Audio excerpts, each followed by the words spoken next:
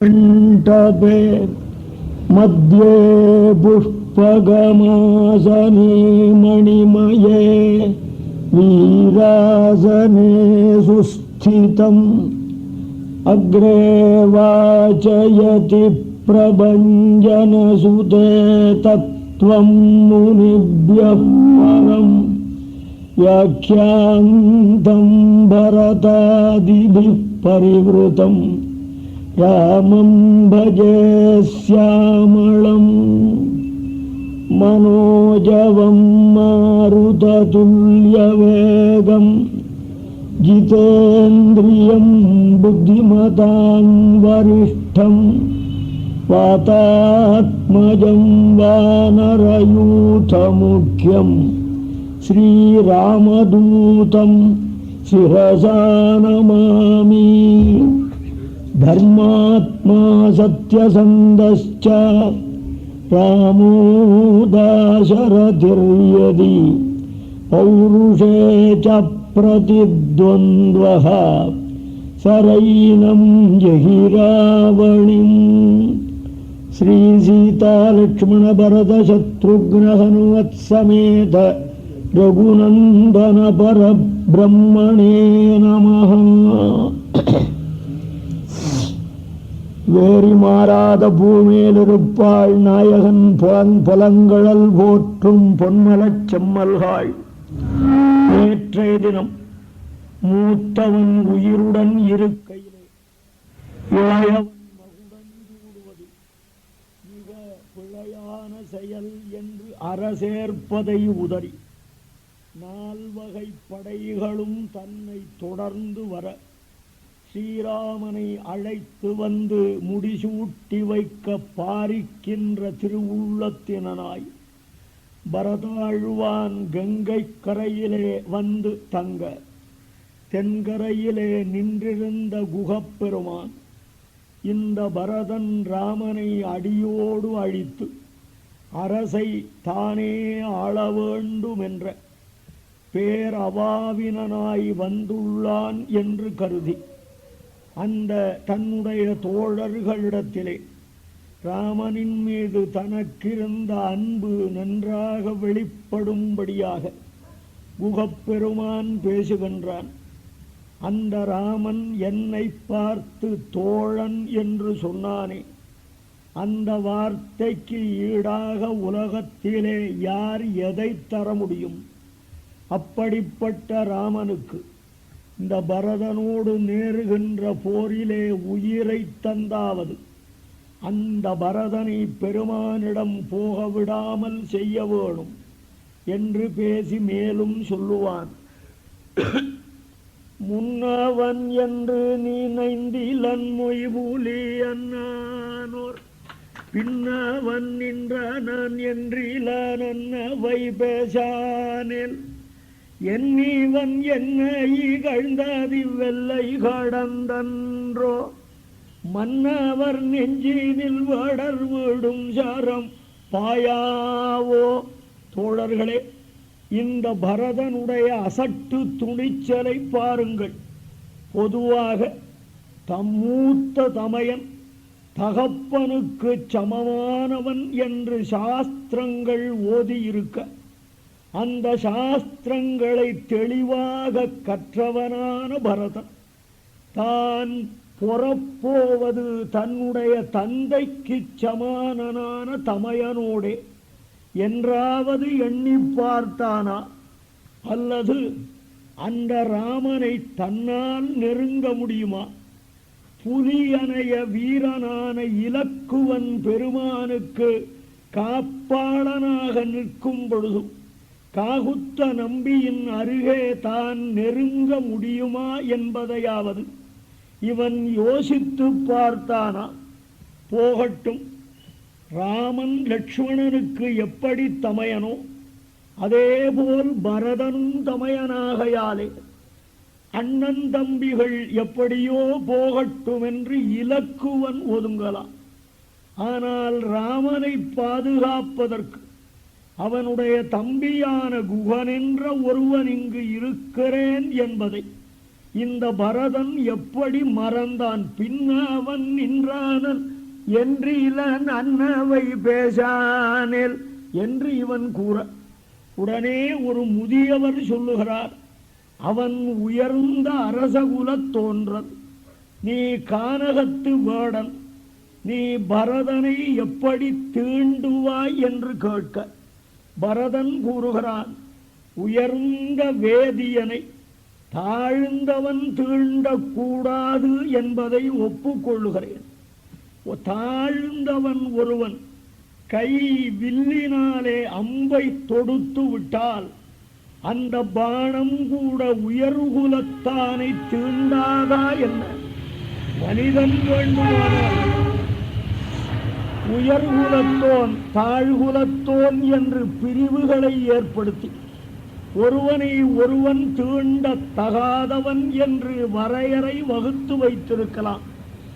ஆனால் அம்புக்கு ஜாதி ஏது? மன்னவர் நெஞ்சினில் வேடர் வீடும் சரம் பாயாவோ, ராஜாக்கள் நெஞ்சிலே வேடுவர்கள் இழுத்து விடுகிற பானம் சென்று பாயாதா என்று கேட்டு, பாவமும் நின்ற பெரும் பாழியும் பகை நண்போடும் ஏவமும் என்பவை மண்ணுலகாழ்பவர் எண்ணாரோ, அவது போக என்னார் உயிர் தோழமை தந்தான் மேல் போவது சேனையும் அருயிரும் கோடு போயன்றோ. தோழர்களே, பூமியை ஆளுகின்ற மன்னர்கள் மண்ணாழ்வதை முக்கியமாக கருதுவார்களே தவிர பகை, நட்பு, பழி, பாவம் இவைகளை பார்க்க மாட்டார்கள் என்பது இந்த பரதனுடைய நிலையிலிருந்தே தெளிவாகிறது. நாம் செய்கிற இந்த செயல் பிறர்க்கு துன்பம் தருவது என்று செல்வந்தர்கள் எண்ணமாட்டார்கள். அது எப்படியோ போகட்டும். இந்த பரதன் எம்பெருமான் ராகவன் மீது போருக்கு போக வேண்டுமானால் என்னுடைய படையையும் என்னுடைய உயிரையும் கொண்டு போன பிறகல்லவா? அதற்கு முன்னே இவன் ராமனை நெருங்கி விடுவானா?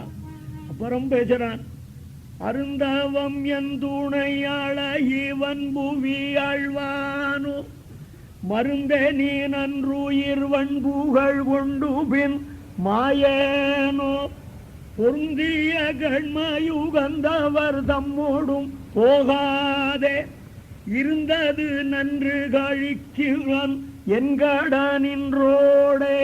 தோழர்களே, என்னுடைய தோழனான ஸ்ரீராமன் கானகத்திலே தவத்தை ஆண்டு கொண்டிருக்க இந்த பரதன் அரசாழ்வதை நான் பொறுப்பேனா? இந்த பரதனோடு மோதினால் என்னுடைய உயிர் அழிந்துவிடும் என்று வருந்த வேண்டிய அவசியமே இல்லை. என் உயிர் என்ன கிடைத்தற்கரிய தேவாமிர்தமா? இந்த உடல் போனால் இன்னொரு உடல் கிடைக்கத்தான் போகிறது. ஆகையினாலே நான் என்ன செய்ய போகிறேன்? அந்த ராமன் அன்று இங்கிருந்து போகும் பொழுது நானும் உடன் வருவதாக சொல்ல பெருமான் என்னை இங்கேயே நிறுத்திவிட்டு போனானே, அதுவும் இன்று நல்லதாகவே முடிந்தது. அப்படி பெருமான் என்னை இங்கு நிறுத்தாது போயிருந்தால் பரதனுடைய நடையை தடை செய்குனர் இல்லாமலேயே போயிருக்கும். ஆகையாலே இன்றே இப்பொழுதே அந்த ராகவனுடைய கைங்கரியத்திற்காக என்னுடைய உயிரை துறந்து விடுகின்றேன். அதற்கும் மேலே சொல்லுகிறான், ஆடு கோடி பாடை சாடியறத்த வரையாள வேடு கொடுத்தது பாரே நூமி புகழ் மேவீரோ, நாடு கொடுத்தயம் நாயகனுக்கு வர்ணமாளும் காடு கொடுக்கீழராகி எடுத்தது காணீரே. தோழர்களே, அங்கே பாருங்கள், ஆடுகின்ற கொடிகளை உடைய தேரின் மீது ஏறி வருகின்றவனான இந்த பரதன் இதான் முதல் வார்த்தையினுடைய பொருள். ஆடுகின்ற கொடியையுடைய தேர் என்று சொல்லுவானேன்னா இவர் ராஜ்யத்தை ஆள சக்தி அற்றவன் என்பது புலனாகிறது. இப்பொழுதே கொடி ஆட்டங்கண்டு விட்டது என்கிறான் ஆடு கோடி படை சாடி. தோழர்களே, உங்க பேர்லாம் தினத்தந்தியில வரணும்னு விரும்புகிறீளா?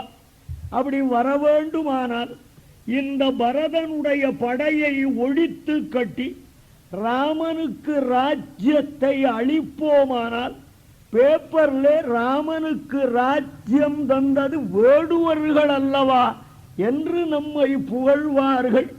அறத்தவரையாள நாடு கோடு பாரெல்லாம் அந்த எம்பெருமானுக்கு நாம் கொடுத்தோம் என்ற புகழை அடைய மாட்டீர்களா என்றெல்லாம் பேசிவிட்டு அப்புறம் சொல்றான், இந்த பரதன் பெருமானை கொல்ல வந்தானா அல்லது கொல்ல வந்தானா என்பது சரியாக தெரியாத வரையிலும் நாம் எந்த முடிவுக்கும் வரக்கூடாது. நான் எதிர்க்கரை சென்று அந்த பரதனை அவனுடைய பேச்சிலிருந்து உணர்ந்து கொண்டு முடிவெடுக்கிறேன் என்று ஒரு படகிலேறி குகப்பெருமான் பரதன் இருக்கிற கரைக்கு வருகிறான்.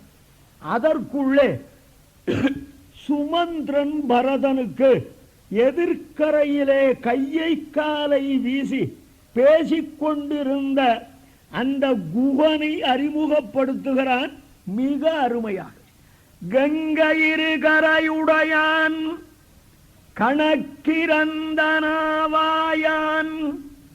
உங்கள் குலத்தனிநாதற்கு உயிர் துணைவன் உயர்தோளான் வெங்கரியின் ஏறு அணையான் விற்பிடித்த வேலையினான் கொங்கலரும் நரும் தண்டார் குகனென்னும் குறியுடையான்.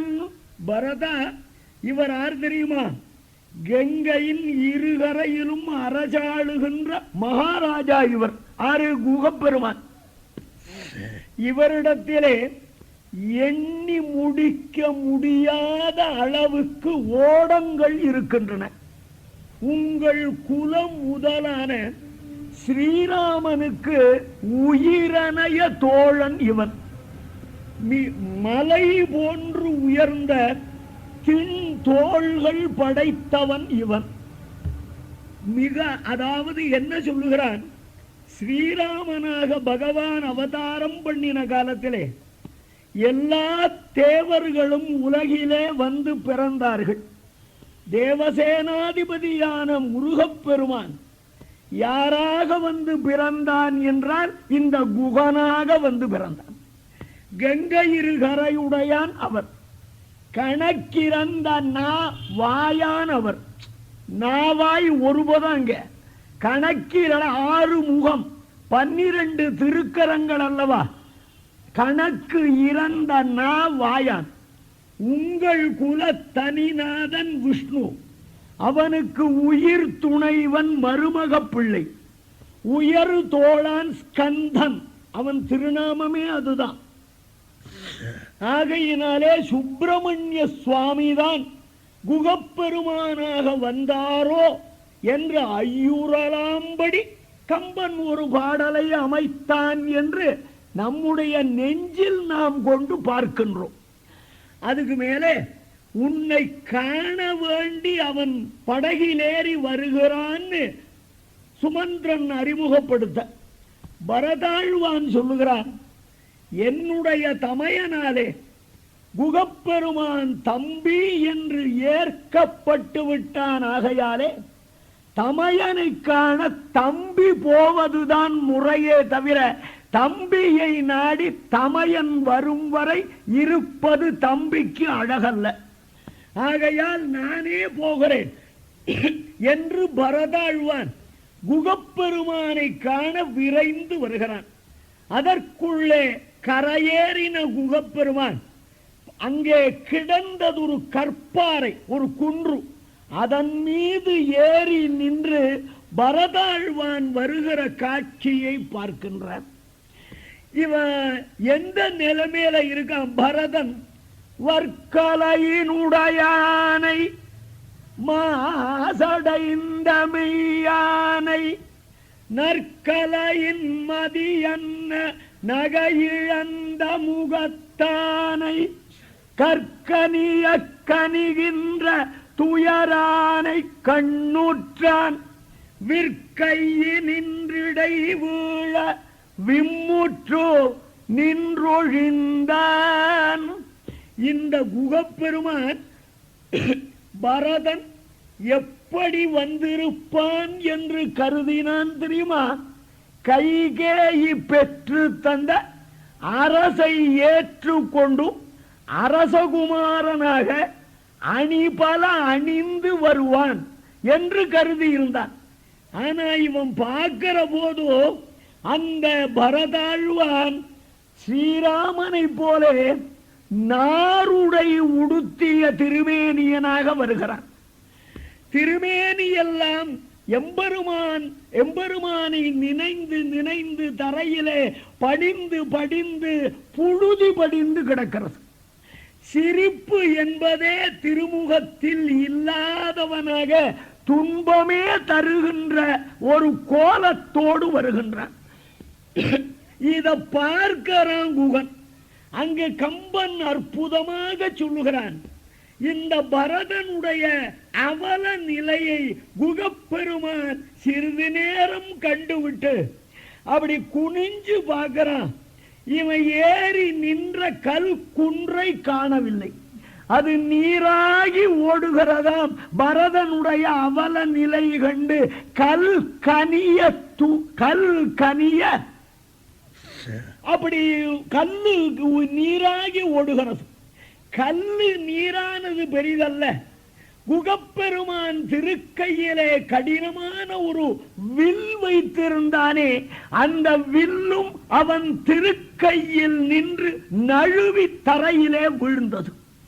கல் உருகியதோ இரும்பு வில் விழுந்ததோ பெரிதல்ல. கல்லை விட இரும்பை விட கடினமான குகப்பெருமானுடைய நெஞ்சும் உருகிவிட்டது. அந்த உருகின நீர் கண்கள் என்ற வாய்க்கால் வழியாக வெளியேற நிற்கின்றான். கல் கனிய கனிகின்ற துயரானை கண்ணுற்றான். வில் கையினின்று இடை வீழ விம்முற்று நின்றொழிந்தான். அழுகிறான். அப்ப என்ன தீர்மானிக்கிறான்? இந்த பரதனை பார்த்தால் நம்முடைய தலைவனான ஸ்ரீராமனை பார்ப்பது போலவே இருக்கிறதே. இந்த பரதன் தோளோடு அணைந்து நிற்கிறானே சத்ருக்னன், அவனை பார்த்தால் ராமனுடைய தம்பியான இலக்குவன் போல் தோற்றமளிக்கின்றானே. நம்பியும் என் நாயகனை ஒக்கின்றான், அயல் நின்றான், தம்பியையும் ஒக்கின்றான், தவவேடம் தலை கொண்டான். அப்புறம் நினைக்கிறான், ஸ்ரீராமனுடைய துயர்தான் பெரிது என்று இத்துணை நாளும் கருதி இருந்தேன். இந்த பரதனுடைய துயரை காணும் பொழுது ராமனுடைய துயரே அல்ல. நம்பியும் என் நாயகனை ஒக்கின்றான், அயல் நின்றான், தம்பியையும் ஒக்கின்றான், தவவேடம் தலை கொண்டான். துன்பம் ஒரு முடிவில்லை, துன்பம் ஒரு முடிவில்லை. 1 கோடி ரூபா பெருமானமான மாணிக்கத்தை ஒருவன் தொலைத்து விட்டான், இன்னொருவன் காலனாவை தொலைத்து விட்டான். 2 பேரும் துன்பப்படுவார்களானாலும் காலனா தொலைத்தவனுடைய துன்பம் தானா மாணிக்கம் தொலைத்தவனுடைய துன்பம்? ஸ்ரீராமன் இழந்தது அரசுரிமை. 14 ஆண்டுகள் கழிந்தால் அது திரும்ப கிடைத்துவிட போகிறது. முடிவுள்ள துன்பம் அது. பரதன் இழந்தது ஸ்ரீராமனை அல்லவா? 14 ஆண்டுகள் காகுத்தனாகிற மாணிக்கத்தை இழந்து பிறகு பெற்றாலும் இழந்தது தானே. ஆகையாலே இவன் துன்பத்துக்கு முடிவில்லை. என்ன பண்றான்? திசையை நோக்கி தொழுகின்றான். எம்பெருமான் எந்த திசையில் போனானோ அந்த திசையை நோக்கி அஞ்சலி செய்கின்றான். கடைசியில என்ன தீர்மானம் பண்ணா? பரதன் ஏன் இவ்வளவு நல்லவனாக இருக்கிறான் தெரியுமா? ஸ்ரீராமனுடைய தம்பியாக பிறந்த காரணத்தால். அப்பவும் ராம சம்பந்தத்தை வச்சுதான் தீர்மானிக்கிறான். எம்பெருமான் பின் பிறந்தார், இழைப்பரோ பிழைப்பு என்றான். ஸ்ரீராமச்சந்திரனை ஃபாலோ பண்றவாள் பிழையே பண்ண மாட்டாள்னு அந்த நாள்ல நம்பினான். புரியுதா? எம்பெருமான் பின் பிறந்தார், இழைப்பரோ பிழைப்பென்றான். இப்ப பரதனும் நெருங்கிவிட்டான். இந்த இடத்துல 2 பேரும் சந்திக்கிறான். இங்க கம்பன் பேர் சொல்லாமல் ஒரு பாட்டு. வந்தெதிரே தொழுதானை வணங்கினான், மலர் இருந்த அந்தணனும் தனை வணங்கும் அவனும் அவன் அடி வீழ்ந்தான், தந்தையினும் கலிகூற தழுவினான், தகவுடையோர் சிந்தையினும் சென்னியினும் விற்றிருக்கும் சீர்த்தியான். இதிலே அவனும் அவன் அடி வீழ்ந்தான். எவன் அடியில் வீழ்ந்தான் இது தெளிவாக கம்பன் சொல்லல. ஆனா இங்க என்ன அர்த்தம் பண்றோம்னா, பரதன் உயர்குல தோன்றலாகையாலே தாழ்குலத்தவனான குகப்பெருமான் பரதனுடைய திருவடிகளிலே விழுந்து வணங்கினான். நான் பொருள் சொல்லிவிட்டா யாரும் மறுக்க போறதில்லை, சந்தோஷமா போவே. ஆனா அந்த குகப்பெருமானுடைய திருவடிகளிலே பரதன் விழுந்தான். அங்கு பகவானுடைய அடியார்கள் என்று வரும் பொழுது அங்கு குலம் இல்லை, ஜாதி இல்லை, கோத்திரம் இல்லை. அதான் ஆழ்வார் சொன்னார், வணங்கும் தெய்வம் ஒன்று உண்டு, ஒன்றே தெய்வம் நாரணன், ஒன்றே குலம் அவன் அடி தொழுது 1000 நாமம் சொல்லி பண்டை குலத்தை தவிர்ந்தனர். நீங்கள் பிறந்த ஜாதியை துறந்து இறைவன் அடியார் என்ற ஒரு ஜாதியில் சேருங்கள். பெரியாழ்வார் தான் முதல்ல திமுகவை ஆரம்பித்தார். அதனுடைய கொள்கையும் ஒன்றே குலம், ஒருவனே தேவன் தானே. என்ன டூப்புனா தீ திருமால் முதல் கடவுள், திருமால் முதல் கடவுள் என்பதை தொடங்கி வைத்தவர் பெரியாழ்வார் தானே. ஆக இறைவனுடைய அடியார்களாக மாறிவிடுவார்களானால் அவர்கள் ஒருவரை ஒருவர் கண்டவுடனே வணங்குதல் இயல்பு. குகப்பெருமான் திருவடிகளிலே பரதனும் விழுந்தான், பரதன் திருவடிகளிலே குகப்பெருமானும் விழுந்தான். அப்படி விழற போது இருவருக்கும் நடுவிலே நின்று பகவான் அந்த வணக்கங்களை பெற்றுக் கொண்டு போய்விடுகிறான். இவர் அவரை வணங்கவும் இல்லை, அவர் இவரை வணங்கவும் இல்லை. 2 வணக்கமும் யாருக்கு சென்று சேர்கின்றன? அந்த பகவானுக்கு.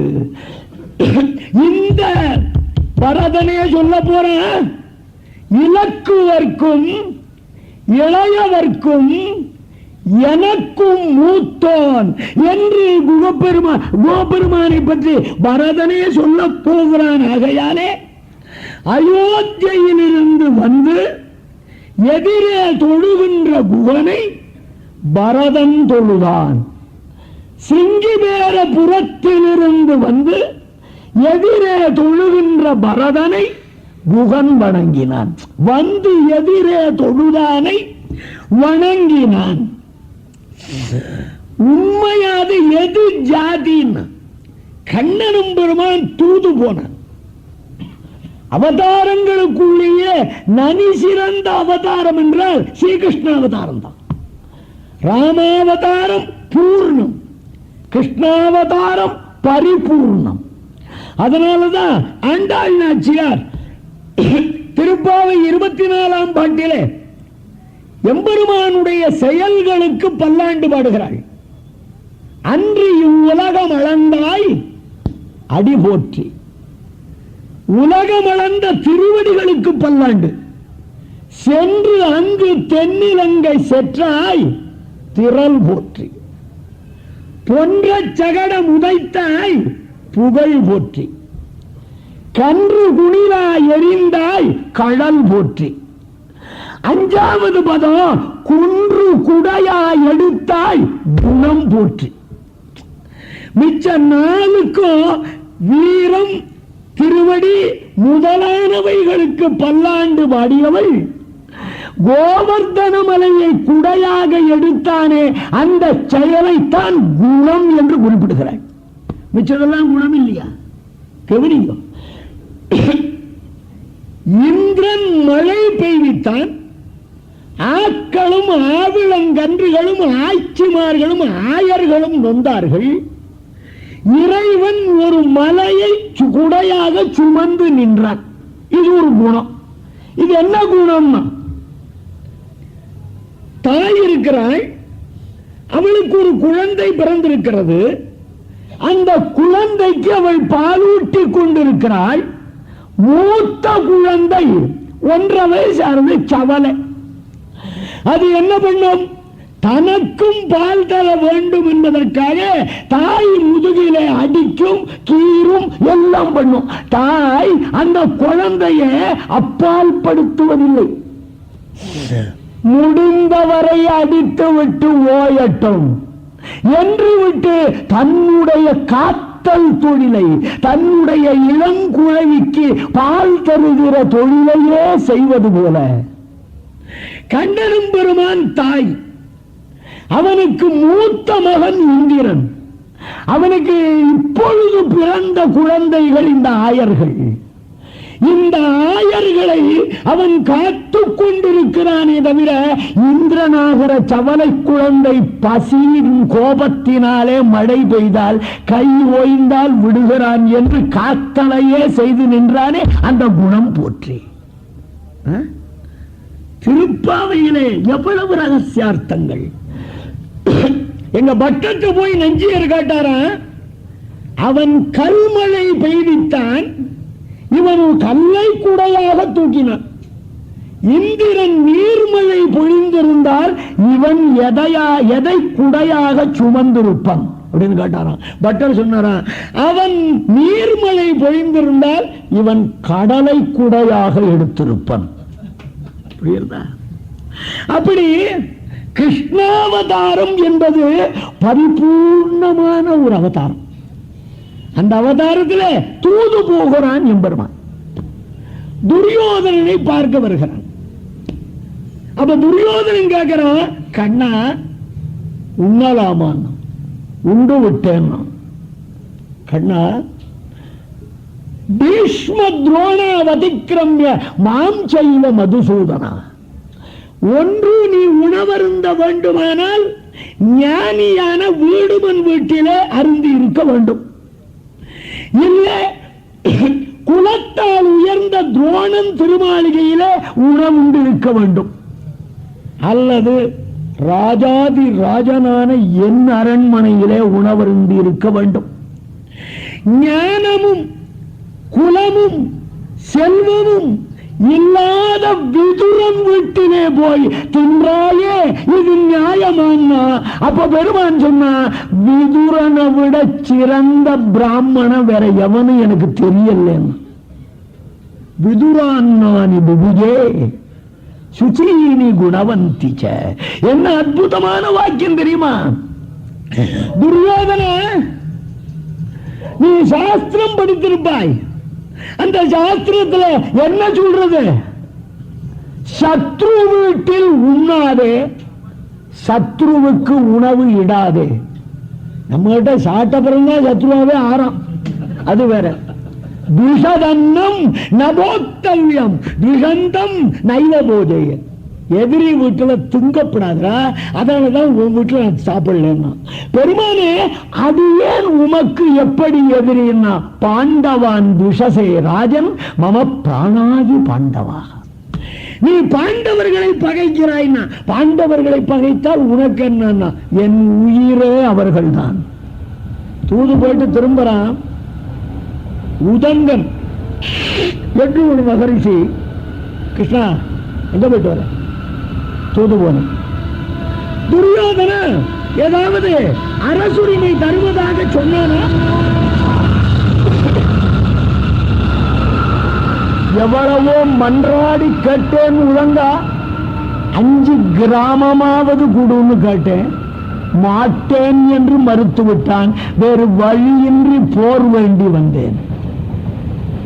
கிருஷ்ணன் உதங்கன் என்னன்னா, நீ இந்த சொன்னியே துரியோதனன் தரமாட்டேன்னு சொன்னதாக, இத உன்னை நம்புற, பாண்டவாள்கிட்ட போய் சொல்லு. துரியோதனா தரமாட்டேன் என்றான். அவன் நாவில் போய் அமர்ந்து தரமாட்டேன் என்று சொல்ல வைத்தவன் நீ அல்லவா அப்படின்னா உதங்கன். கிருஷ்ணா உனக்கு ஏண்டா இந்த மாதிரி பாண்டவர்களிடத்திலே அன்பும் கௌரவர்களிடத்திலே துவேஷமும் வந்ததுன்னா கண்ணன் போய் சொல்லல. உதங்கா சந்தியாவனத்துக்கு நேரம் ஆயிடுச்சோன்னா ஏன் பதில் சொல்லல? அடியார்களிடத்திலே எம்பெருமானுக்கு இருக்கிற ஓரம், எம்பெருமானுக்கு இருக்கின்ற பட்சபாதம், அதுக்கு என்ன பதில் சொல்லுவான்?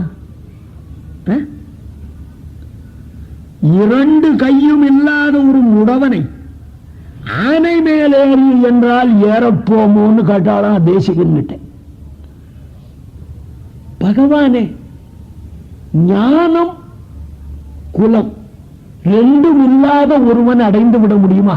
2 கையும் இல்லாத மொண்டிய ஆனை மேல ஏறுன்னா ஏற முடியுமான்னு கேட்டாலாம். தேசிகன் பதில் சொன்னார், மொண்டியால் ஆனை ஏற முடியாது என்பது உண்மையே. ஆனையாக பார்த்து மொண்டியை தூக்கி தன் தலை மீது அமர்த்தினால் அமரமாட்டேன் என்பானோ? இதான் ஆச்சாரியால்கிட்ட போகணுங்கிறது. பகவானை நாம் அடைய முடியாது. பகவான் நம்மை அடைய முனைந்து விட்டால் நாம் அவனை அடைந்தே தீர்ந்து விடுவோம் அல்லவா? விதுரான் நான் இது புஜே. இந்த விதுரன் என்ன ஜாதி? பகவான் யார பிராமணன் சொல்றானோ அவன் தானே பிராமணன். நான் பிராமின் நான் பிராமின் சொல்லிண்டா நான் பிராமின் தான். புரியுதா? அதான் ஆழ்வார் சொன்னார், பழுதில ஒழுகலாற்று பதச பலசருப்பேதிமாறில் இகுலத்தவர்களாலும் எம்மடியார்களாகில் தொழுமினீர் கொடுமின் கொன்னின் என்று நின்னோடும் ஒக்க வழிபட அருளினாய் போல் மதில் திருவரங்கத்தானே வேதனை வெண்புரி நூலனை விண்ணோர் பரவ நின்ற நாதனை ஞாலம் விழுங்கும் அநாதனை ஞாலம் தத்தும் பாதனை பார்க்கடல் பாம்படை மேல் பள்ளி கொள்ளும் சீவனையே தொழுவார் விண்ணுவாரிலும் சிறியரே. அந்த பகவானை தொழுகின்றவர்கள் தேவர்களிலும் உயர்ந்த ஜாதின்னு சொல்லிட்டார். கவனிங்க. வானுளார் அறியலாக வானவா என்பராகில் தேனுளான் துலபமாலை சென்னிய என்பராகில் ஊனமாயினகள் செய்யும் ஊனகாரகர்களேனும் போனகம் செய்த சேடம் தருவரேன் புனிதமன்றே. நம்மாழ்வார் சொல்லுவார், குலந்தாங்கு சாதிகள் நாளிலும் கீழிழிந்து எத்தனை நலந்தானிலாத சண்டாள சண்டாளர்களாகிலும் வலந்தாங்கு சக்கரத்தன்னல் மணிவண்ணர்க்கு ஆள் என்று ஊர்வலந்தார் அடியார் அடியார் அடியார் அடியார்தம் அடியோங்களே. யாரு பிராமணன் யாரு பிராமணன் இல்லை, அத ஆழ்வார் சொல்றார். அமரவோர் அங்கமோரும் வேதமோர் 4 மோதி தமர்களில் தலைவராய ஜாதி அந்தணர்களேனும் உமர்களை உமடியார்களை பழிப்பராயில் உமர்களை பழிப்பராயில் முடிப்பதோரளவில் ஆங்கே அவர்கள்தான் புலையர் போலும் அரங்கமா நகருளானே. பிள்ளபெருமாளையார் சொல்லுவார், கவனிங்க,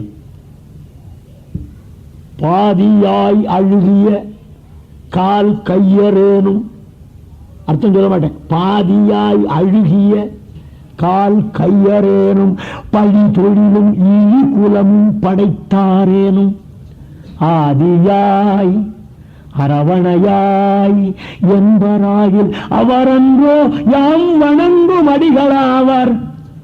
சாதியால் ஒழுக்கத்தால் மிக்கோரேனும் சதுர்மறையால் வேள்வியால் தக்கோரேனும் போதில் நான் முகன் பணிய பள்ளி கொள்ளும் பொன்னரங்கம் போற்றாதார் புலையர் தாமே. ஆகையினாலே பகவானுடைய அடியார்களுக்குள்ளே சாதி வேற்றுமை பார்க்க கூடாது. நம்ம வீட்டில் என்ன பண்றோம், ஆறான்னு பாத்திரம் போறான்னு தரையை போட்டு எச்சப்பரட்டாது டேபிள்ல உட்காந்து சாப்பிடுவோம் இல்லையா, நம்ம ஆச்சாரம். ஆனா கோவிலுக்கு வந்தா எல்லா ஜாதிக்காரனும் இருப்பான், பிரசாதம் கொடுக்குறான், அவனுக்கு நிறைய வயல போட்டுக்கிறான். காரணம் என்ன, எம்பெருமான அடியார்கள் கோஷ்டியில் கலந்து விட்டால் அங்கு சாதி பார்க்கப்படுவதில்லை. ரொம்ப முக்கியம் இது. ஞானசம்பந்த பெருமான் எழுந்தருளுகிறார். திருநாவுக்கரசர் பெருமான் உடன் வந்தவரை காணவில்லை, அப்பர் எங்கூற்றார் அப்படின்னு சம்பந்தர் கேட்கிறார். அடியேன் எங்கூற்றேன் ஞானசம்பந்த பெருமானை சிவிகையை சுமந்து கொண்டு வருகிறார் அப்பர் பெருமான். இவர் லோயர், அவர் அப்பர். வயசுல சொல்றேன், ஐயோ அப்பர் பெருமான் என்னை சுமப்பதா என்ற உடனே சிவனடியார்களுக்குள்ளே வயதாலோ மற்றொன்றாலோ வேற்றுமை இல்லை என்பதை சைவமும் பேசுறது. இன்னொன்னு சொல்றேன், மனிதனை மனிதன் வணங்கும் பொழுதுதானே இனம் பிரித்து பார்க்கிறீர்கள். ஒரு பெண் ஒரு கிளி வளர்த்தாள். இவ எங்கேயோ வெளியில போயிட்டு வர, இந்த கிளி என்ன சொல்றது தெரியுமா, அரங்கத்து உரைகின்ற சீமானே, குடந்தையிலே உறங்குகின்ற அமுதே, திருக்கண்ணபுரத்து என் அரசே என்றெல்லாம் கிளி சொல்றதான். இத கேட்டாவ கிளின்னு நினைக்கல, ஆகோ பகவானுடைய அடியான் வந்திருக்கிறான்னு கிளிய விழுந்து வணங்கினான். மனுஷன் வணங்கினா தானே ஜாதி பார்க்கிறேன். முளைக்கதிரை திருக்குறுங்குடியுள் முகிலை மூவா முதலாய் நின்ற அளப்பரிய அறமுதை அரங்கமேய அந்தணனை அந்தணர்தம் சிந்தையானை விளக்கொளியை மரகதத்தை திருத்தங்காவில் வெக்காவில் திருமாலை பாடக் கேட்டு வளர்த்ததனால் பயன் பெற்றேன் வருக என்று மடக்கிளியை கைகூப்பி வணங்கினாளே என்று திருநெடுந்தாண்டகத்திலே திருமங்கமன்னனுடைய அற்புதமான பாசுரம் ஒன்று நமக்கு காண கிடைக்கிறது. ஆகையினாலே இருவரும் பரஸ்பரம் ஒருவரை ஒருவர் வணங்கிக் கொண்டார்கள். அப்பவும் குகன் கேட்கிறான், பரதா நீ ராமனுக்கு தீங்கு செய்ய வேண்டும் என்ற எண்ணத்துடன் வரவில்லையே. அப்பவும் கேட்டான், குகப்பெருமானே நீருமா அடியேனை பழியுமந்தவனாக எண்ணுகிறீர், அடியேன் பிழை செய்பவன் என்று தேவரீர் ஏன் எண்ணிற்று? ராமனை அழைத்து வருவதற்காக வருவீரானால் நீர் மட்டும் வந்திருப்பீர், படைகளே வந்திருக்கிறபடினாலே அடியேனுக்கு ஐயப்பாடு மிகுகின்றது. அப்ப சொன்னா, எங்க அண்ணன் காகுத்தன் கருணாமூர்த்தி நான் ஒத்தம் போய் அழுதாலே மனது பொறுக்காமல் திரும்புவான், இத்தனை பேரும் சேர்ந்து அழுதா மனமிறங்கி திரும்பானோ என்ற கருத்தினாலே அழைத்து வந்தேன். இத சொன்ன குகன் பார்க்கிறான், தாய் உரை கொண்டு தாதை உதவிய தரணி தன்னை தீவினை என்ன நீத்து சிந்தனை முகத்தில் தேக்கி போயினை என்ற போது புகழினோய் நின் தன்மை கண்டால் ஆயிரம் இராமர் நின்றாவரோ தெரியினம்மா. பரதா, நீயாக ராஜ்யத்தை விரும்பவில்லை. உன் தாய் சொன்ன வார்த்தையை கேட்டு தகப்பன் உன் வசமாக்கின கோசல சாம்ராஜ்யத்தை. ஆனால் பெருமானுக்கு உதவாத ஒன்று அடிமையான நமக்கு உதவாது என்று கருதி அந்த அரசு ஏற்பதை விட்டுவிட்டு இதுவரையிலும் தாயாரோடு சேர்ந்து நாடகமாடிவிட்டு இன்று நல்லவன் போல் நடிக்க இந்த பரதன் வந்துள்ளான் என்று தமையன் கருதி விடுவானோ, ஐயோ அவன் திரும்பாமல் போய்விடுவானோ என்ற கவலை முகத்தில் தெரிய, தாய் உரை கொண்டு தாதை உதவிய தரணி தன்னை தீவினை என்ன நீத்து சிந்தையை முகத்தில் தேக்கி போயினை. இந்த ராமனை தேடி நீ போகிறாய் என்னும் பொழுது, ஐயா 1000 ராமர்களை ஒன்று கூட்டினாலும் ஒரு பரதனாக மாட்டான். கொஞ்ச நாளைக்கு முன்னாலதான் கௌசல்யா சொன்ன, நிறை குணத்தவன் நின்னிலும் நல்லன். கொஞ்ச நாள்ல எப்படி மாறிட்டான்? 1000 ராமர்களும் தனக்கு ஈடாக மாட்டாதபடி குணங்கள் வளர்ந்திருக்கின்றன. பரதனுக்கு தெரியவில்லையா? அதன் பிறகு குகப்பெருமானே, ஒரு நாள் இரவு என் அண்ணன் இங்கு தங்கினானே, எந்த இடத்தில் உறங்கினான்? அந்த இங்குதி மரத்தடியை கட்டுகின்றான், அந்த இடத்திலே விழுந்து புலம்புகின்றான் பரதன். பெரும் ராஜ்ய சபையிலே அமைச்சர்கள் எல்லாம் ஒருங்கு கூடி சிற்றரசர்கள் மணிமுடிகள் எல்லாம் தன்னுடைய திருவடியிலே வந்து மோதும்படி வீற்றிருக்க வேண்டிய செல்வன் கானகத்தில் கட்டாந்தரையில் படுத்திருந்தானாமே. எல்லாம் என்னால் வந்த வினை அல்லவா என்றெல்லாம் பலபடியாக கதறுகிறார். கோசலாதேவி அவனை சமாதானப்படுத்துகிறாள். பிறகு படகேற்றி கொண்டு அக்கறை செல்கிறான் குகன். அந்த இடத்துல தாய்மார்களுடைய அறிமுகம் நடக்கிறது. கம்பன் அற்புதமா இன்ட்ரோடியூஸ் பண்றான், கவனிங்க. சுற்றத்தார் தேவருடும் தொட நின்ற கோசலையை தொழுது நோக்கி, கொற்றத்தார் குருகில் இவரார் என்று முகன் வினவ, கோக்கள் வைகும் முற்றத்தான் முதல் தேவி மூன்றுலகும் இன்றானை முன்னின்ற. என்ன அழகு பாருங்க! ஒரு வயதான மூதாட்டி நிற்கிறாள். அந்த அவளை உறவினர்கள் வணங்குகிறார்கள். விண்ணிலே சென்று கொண்டிருந்த தேவர்களும் வணங்குகிறார்கள். அவள் ஆரென்று குகனுக்கு தெரியாது. பெரியோர்களும் வணங்குகிறார்கள், தேவர்களும் வணங்குகிறார்கள் என்றால் என்னாலும் வணங்குவதற்கு உரியவளே இவள் என்று கருதி அவள் ஆரென்று தெரியா முன்னமே வணங்கினான். ஆறு குகப்பெருமான் வணங்கிவிட்டு, இவரார், இந்த அம்மையார் யார் என்று பரதாழ்வானிடத்திலே கேட்க, பரதாழ்வான் சொல்றான், சிற்றரசர்கள் எல்லாம் திரைப்பணம் செலுத்துவதற்காக எந்த தைரதமா மன்னனுடைய அரண்மனை முன்றிலே நான் முந்தி என்று போட்டி போட்டுக் கொண்டு நிற்பார்களோ, எந்த தைரதமா மன்னனுடைய திருவடிகளிலே காணிக்கை பொருள்களை வைத்து தங்களுடைய தலையெல்லாம் அவனுடைய திருவடியிலே படும்படி விழுந்து வணங்குவார்களோ, அந்த தைரதமா மன்னனோடு அரியணையிலே சரிசமானமாக அமர்ந்திருக்கக்கூடிய தகுதி பெற்ற பட்டத்து ராணியான கோசலை இவள். அதனால சுற்றத்தார் வணங்குகிறார்கள். உறவினர்கள் எதனால வணங்குறா? தசரதனுடைய பட்டத்திராணி என்ற காரணத்தினாலே தசரதனுடைய பட்ட மகிழ்ச்சின்னு உறவினர் வணங்கலாம். தேவர்கள் வணங்க வேண்டிய அவசியம் என்னன்னா, 3 உலகம் ஈன்றானை முன் ஈன்றாள். 3 உலகம் ஈன்றவன் யார்? எம்பெருமான் அல்லவா? அவனை திருவயிற்றிலே வைத்து ஈன்றவள் இவள்.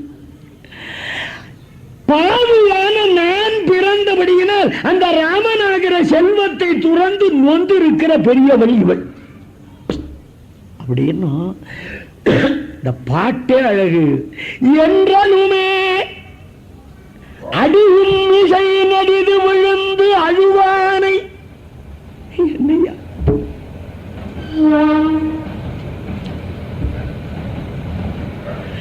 என்றாலுமே அடியின் மிசை நடிது விழுந்து அழுவானை கன்று பிரிக்காராவின் என்னையா தமிழ்?